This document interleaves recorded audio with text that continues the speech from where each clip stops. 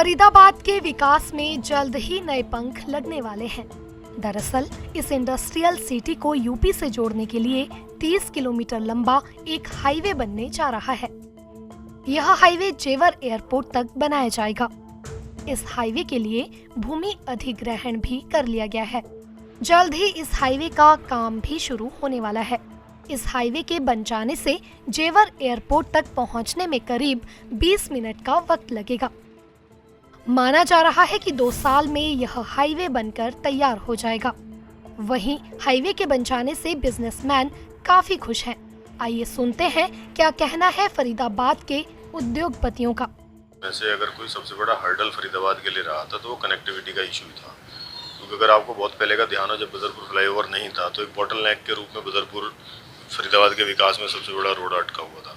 अगर हम कंपैरिजन में देखें कि गुड़गांव बिल्कुल साथ में होते हुए और काफ़ी एक पिछड़ा हुआ शहर, जहाँ फरीदाबाद मैनचेस्टर कहलाता था और गुड़गांव की गिनती किसी नाम पे नहीं आती थी, लेकिन आज आप गुड़गांव की डेवलपमेंट देखो और फरीदाबाद की देखो, कितना कंपैरिजन में फ़र्क है। तो ये ड्यू टू केवल और केवल एयरपोर्ट से नज़दीकी और कनेक्टिविटी बेहतर होने की वजह से गुड़गांव का विकास हुआ।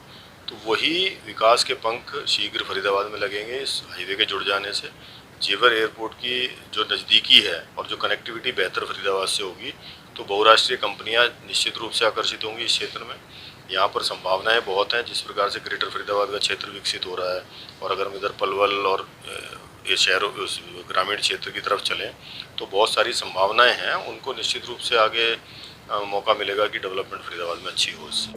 दूसरी ओर यह हाईवे दिल्ली में DND और कालिंदी कुंज को भी कनेक्ट करेगा। इसके बनने के बाद फरीदाबाद से ग्रेटर नोएडा के लिए 2 कनेक्टिविटी हो जाएंगी। जेवर एयरपोर्ट से सीधे कनेक्टिविटी हो जाने के चलते इंटरनेशनल कंपनियों का सीधा कनेक्शन फरीदाबाद से हो सकेगा। इस हाईवे की स्थानीय सांसद और केंद्रीय मंत्री कृष्णपाल गुर्जर ने भी तारीफ की है। उन्होंने इस हाईवे को उद्योगपतियों के लिए एक बेहतर प्रोजेक्ट बताया है।